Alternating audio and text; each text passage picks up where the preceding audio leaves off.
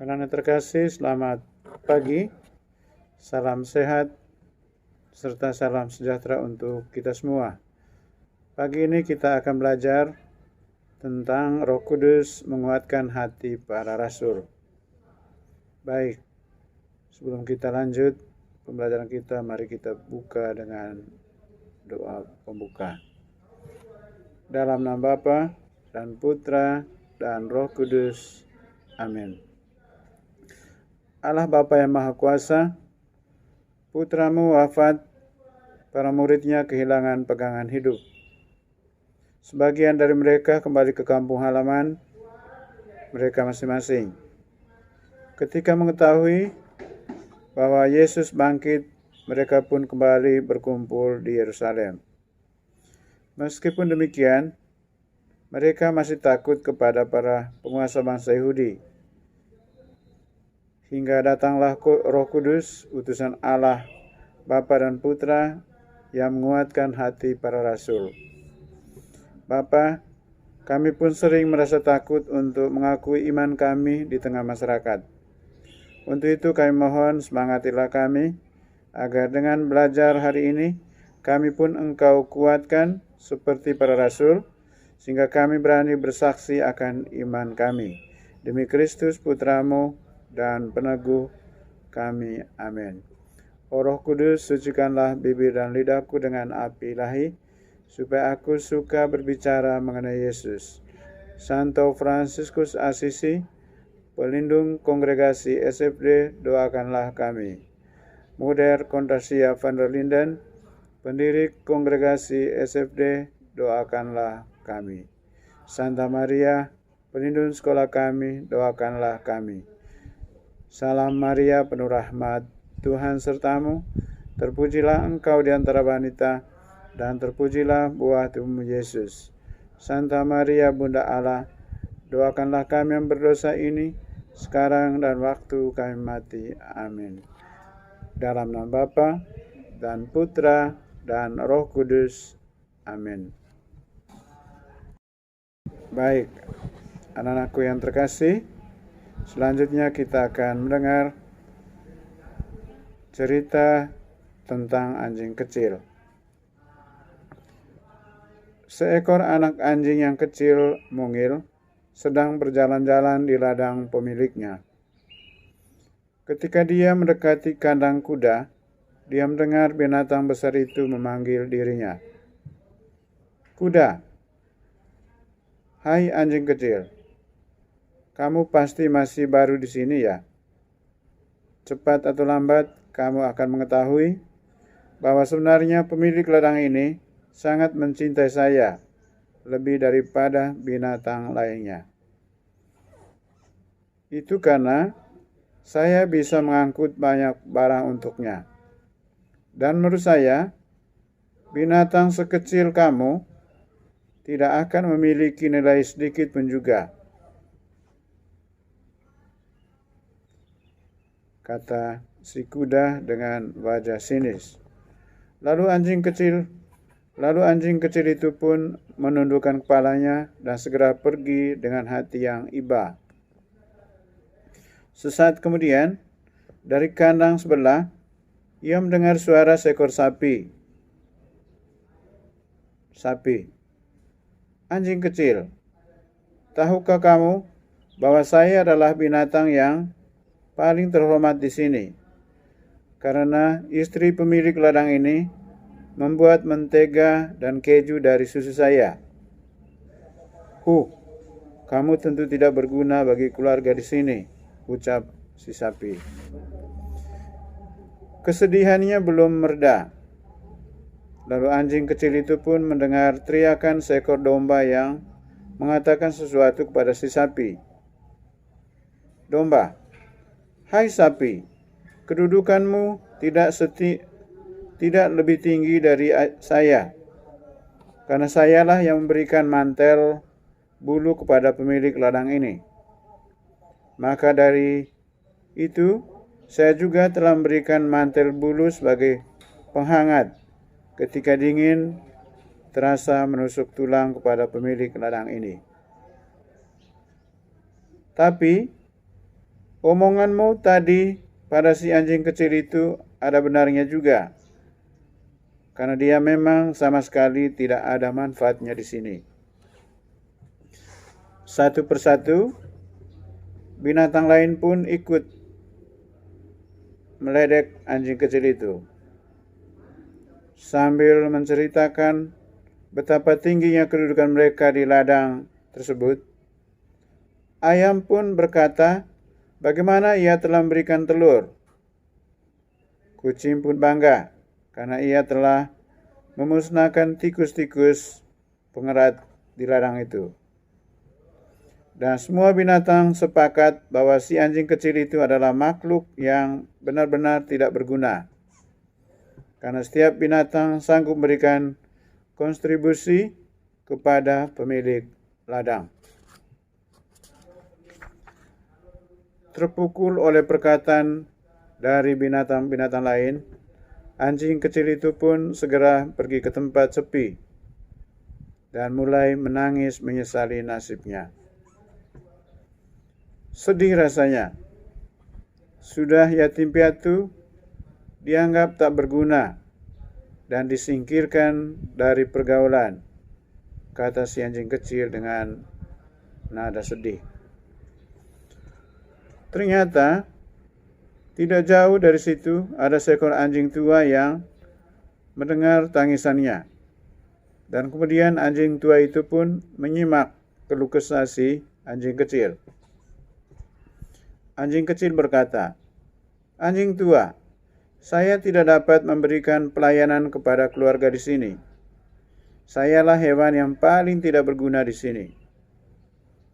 Karena terharu, anjing tua itu pun berkata, "Memang benar bahwa kamu terlalu kecil untuk menarik pedati, dan kamu juga tidak akan bisa memberikan telur, susu, ataupun bulu. Tetapi bodoh sekali rasanya jika kamu menangis sesuatu yang tidak bisa kamu lakukan. Kamu harus menggunakan kemampuan yang telah diberikan oleh Sang Pencipta untuk membawa kegembiraan." Malam itu, ketika pemilik ladang baru pulang dengan wajah yang terlihat lelah, anjing kecil itu pun berlari menghampirinya, menjilat kakinya, dan melompat ke pelukannya. Sambil menjatuhkan diri ke tanah, anjing kecil dan pemilik ladang itu pun berguling-guling di rumput, disertai tawa riang mereka. Akhirnya, pemilik ladang itu pun memeluk si anjing kecil erat-erat sambil mengelus-elus kepalanya dan berkata, "Meskipun saya pulang dalam keadaan letih, tetapi rasanya semua jadi sirna karena kau menyambutku semesra ini, wahai anjing kecilku. Kamu sungguh yang paling berharga di sini, di antara semua binatang-binatang yang ada di ladang ini. Walaupun kamu kecil, tetapi kau memberikan kasih sayang yang sangat besar."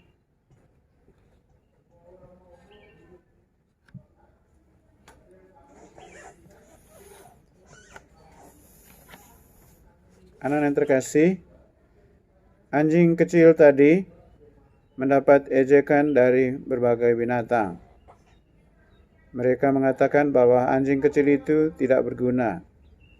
Anjing kecil itu tidak bisa mengangkut beban seperti kuda. Ia tidak menghasilkan susu seperti sapi, tidak menghasilkan mantel bulu seperti domba, tidak dapat membunuh tikus seperti kucing.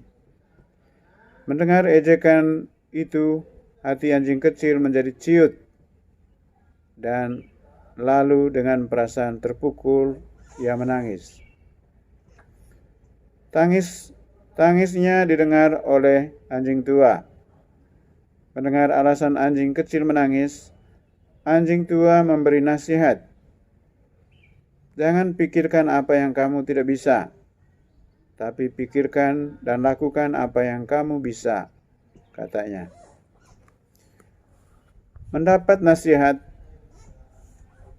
itu, bangkitlah semangat anjing kecil, sehingga ketika majikannya datang, ia melakukan sesuatu yang dapat menghiburnya, sehingga tindakannya itu mendapat pujian.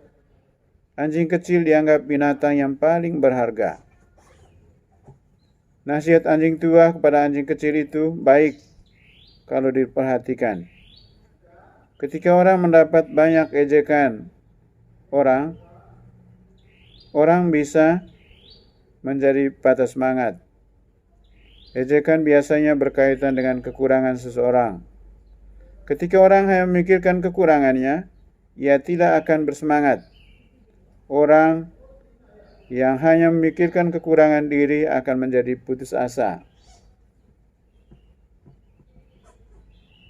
Sebaliknya, jika orang memikirkan apa yang mereka bisa buat, maka ia akan bersemangat. Menemukan hal-hal yang bisa kita buat itu bisa mudah, bisa juga sulit. Kita perlu bantuan atau pertolongan orang lain. Guru dan orang tua adalah para pembimbing yang bisa menunjukkan kemampuan kita. Tanda-tanda bahwa orang mampu ialah ia dapat melakukan hal itu dengan mudah dan senang. Melakukan hal tertentu dengan mudah dan senang akan memberikan semangat. Apakah Anda punya pengalaman mengerjakan hal yang sulit dan patah semangat? Bagaimana Anda mengatasinya? Siapakah yang membantu mengatasi hal tersebut?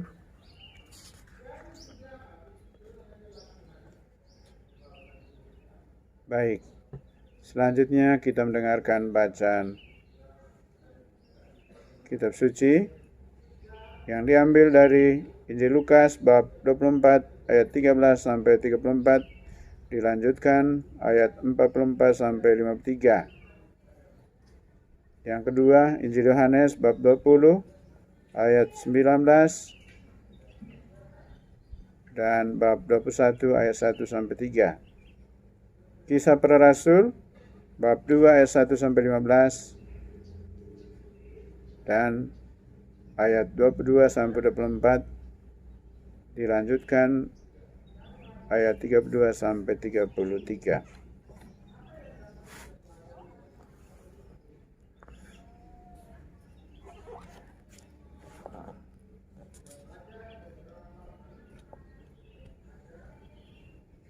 Injil Lukas bab 24 ayat 13 sampai 14.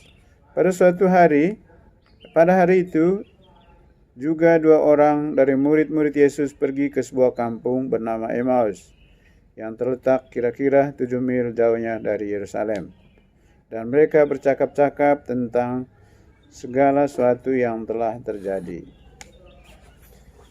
Yang berikut Injil Lukas bab 24 ayat 44 sampai 53. Ia berkata kepada mereka, "Inilah perkataanku yang telah kukatakan kepadamu ketika aku masih bersama-sama dengan kamu, yakni bahwa harus digenapi semua yang ada tertulis tentang aku dalam kitab Taurat Musa dan kitab Nabi-Nabi dan kitab Mazmur." Lalu ia membuka pikiran mereka sehingga mereka mengerti kitab suci. Katanya kepada mereka, "Ada tertulis demikian, Mesias harus menderita dan bangkit dari antara orang mati pada hari yang ketiga. Dan lagi, dalam namanya, berita tentang pertobatan dan pengampunan dosa harus disampaikan kepada segala bangsa, mulai dari Yerusalem. Kamu adalah saksi dari semuanya ini, dan aku akan mengirim kepadamu apa yang dijanjikan Bapakku. Tetapi kamu harus tinggal di dalam kota ini, sampai kamu diperlengkapi dengan kekuasaan dari tempat tinggi." Lalu Yesus membawa mereka keluar kota sampai dekat Betania. Di situ ia mengangkat tangannya dan memberkati mereka. Dan ketika ia sedang memberkati mereka, ia berpisah dari mereka dan terangkat ke surga. Mereka sujud menyembah kepadanya Lalu mereka pulang ke Yerusalem dengan semangat bersukacita. Mereka senantiasa berada di dalam bait Allah dan memuliakan Allah. Selanjutnya Injil Yohanes bab 20 ayat 19. Ketika hari sudah malam, pada hari pertama minggu itu, berkumpullah murid-murid Yesus di suatu tempat dengan pintu-pintu yang terkunci, karena mereka takut kepada orang-orang Yahudi. Pada waktu itu datanglah Yesus dan berdiri di tengah-tengah mereka dan berkata, "Damai sejahtera bagi kamu." Injil Yohanes bab 21 ayat 1-3. Kemudian Yesus menampakkan diri lagi kepada murid-muridnya di pantai Danau Tiberias, dan ia menampakkan diri sebagai berikut. Di pantai itu berkumpul Simon Petrus, Thomas yang disebut Didimus, Nathanael dari Kana yang di Galilea, anak-anak Zebedeus, dan 2 orang muridnya yang lain. Kata Simon Petrus kepada mereka, "Aku pergi menangkap ikan." Kata mereka kepadanya, "Kami juga dengan engkau." Kisah Para Rasul bab 2 ayat 1-15. Ketika tiba hari Pentakosta, semua orang percaya berkumpul di satu tempat. Tiba-tiba turunlah dari langit suatu bunyi seperti tiupan angin keras yang memenuhi seluruh rumah di mana mereka duduk. Dan tampaklah kepada mereka lidah-lidah seperti nyala api yang bertebaran dan hinggap pada mereka masing-masing. Maka penuhlah mereka dengan Roh Kudus. Lalu mereka mulai berkata-kata dalam bahasa-bahasa lain, seperti yang diberikan oleh Roh itu kepada mereka untuk mengatakannya. Waktu itu di Yerusalem diam orang-orang Yahudi yang saleh dari segala bangsa di bawah kolong langit. Ketika turun bunyi itu, berkerumunlah orang banyak. Mereka bingung karena mereka masing-masing mendengar rasul-rasul itu berkata-kata dalam bahasa mereka sendiri.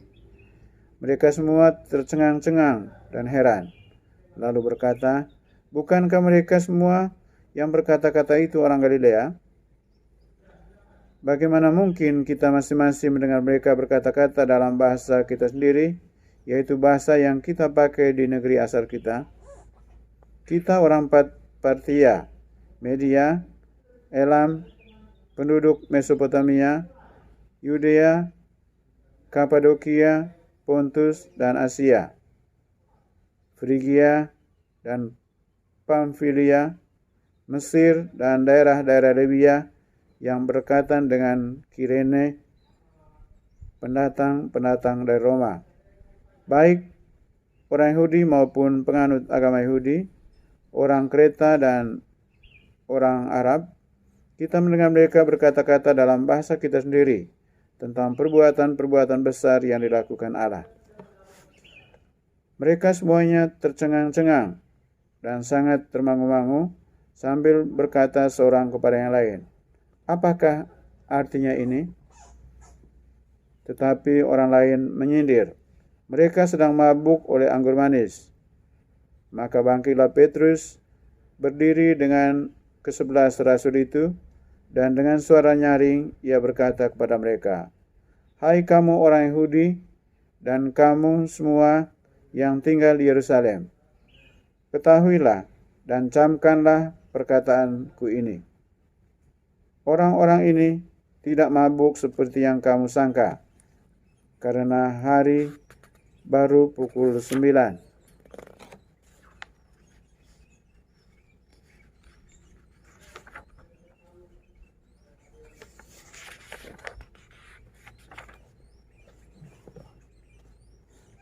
Baik anak-anakku yang terkasih, selanjutnya kita akan menjawab beberapa pertanyaan yang berhubungan dengan beberapa teks bacaan Injil dan juga dari Kisah Para Rasul. Pertanyaan yang pertama,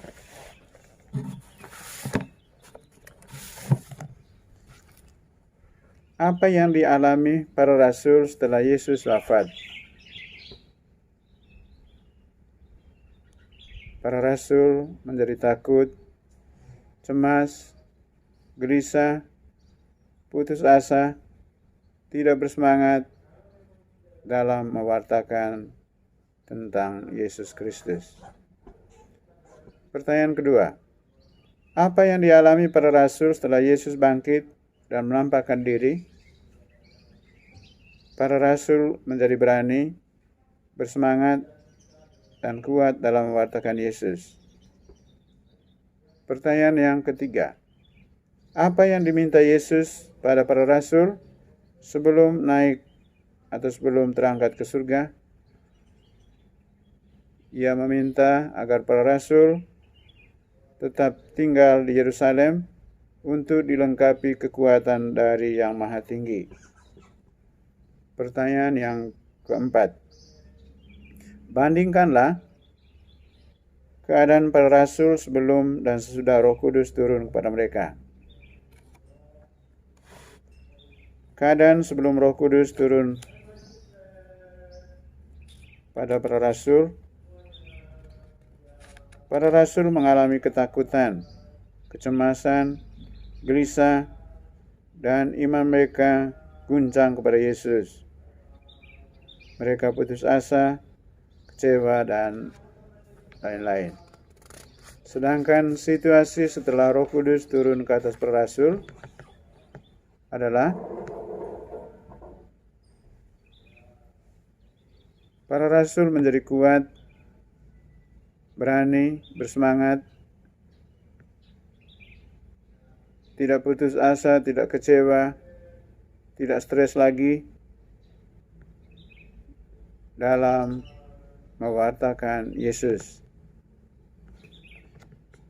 Pertanyaan yang kelima, apa tanda-tanda kehadiran Roh Kudus pada para rasul?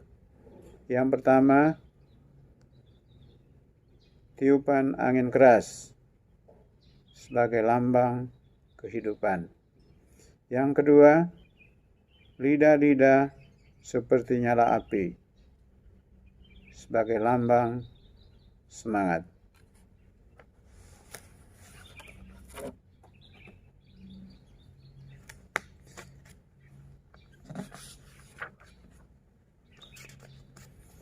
Anak yang terkasih, menyaksikan bagaimana Yesus dihukum mati di kayu salib, para murid merasa takut. Sebagian dari mereka mulai pulang ke kampung halaman. Sebagian masih bertahan secara tertutup di Yerusalem. Namun 3 hari kemudian, mereka mendapat kabar bahwa Yesus hidup kembali. Selama 40 hari, Yesus menampakkan diri kepada para murid. Yesus minta agar para murid bertahan di Yerusalem. Pada hari ke-40, Yesus terangkat ke surga.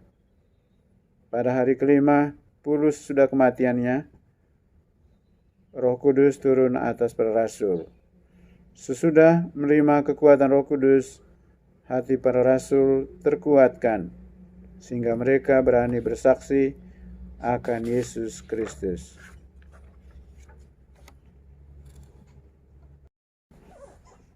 Baik anak-anak yang terkasih, untuk menutup pembelajaran kita pagi ini, kita menyanyikan atau Bapak lagi menyanyikan lagu Datanglah Roh Maha Kudus. Datanglah Roh Maha Kudus, masuki hati umat-Mu, sirami jiwa yang layu dengan embun kurnia-Mu. Lidah api angin topan, lambang Roh Kudus yang datang, muka bumi dibarui oleh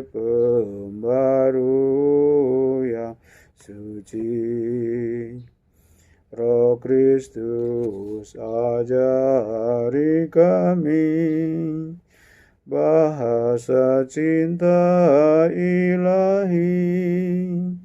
Satulah bangsa semua karena bahasa cinta.